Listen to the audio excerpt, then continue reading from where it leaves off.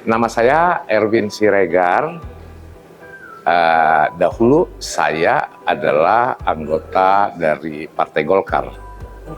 Dalam perjalanan saya selama 15 tahun di Partai Golkar, saya sudah menjajal untuk menjadikan caleg DPR RI 2 kali dengan Golkar, sedangkan 1 kali dengan partai lain.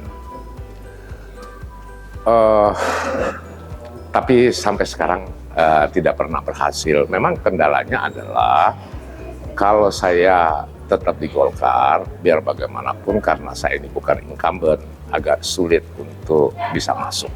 Apalagi saingan di Bali cukup berat, ya. Kemudian berdasarkan permasalahan itu, kebetulan 10 hari yang lalu Pak Haritanu dari Perindo mengundang saya ke Jakarta dan kami berbicara dari hati ke hati, dan oleh beliau minta agar saya masuk di Perindo. Kalau ini nanti akan saya laksanakan pada tahun 2024, adapun program yang saya bawa adalah memberikan beasiswa untuk 10.000 orang mahasiswa di Bali. Saya akan memprogramkan itu per semester 2 juta kali 10.000. Jadi kalau kita hitung per tahun 4 juta kali 10.000 itu kira-kira 40 miliar rupiah. Mudah-mudahan program ini dapat saya realisasikan untuk kemajuan dan kesejahteraan rakyat Bali tentunya. Karena biar bagaimanapun juga setelah saya 40 tahun tinggal di Bali, inilah saatnya bagi saya untuk ngayah, untuk memberikan yang terbaik buat Bali.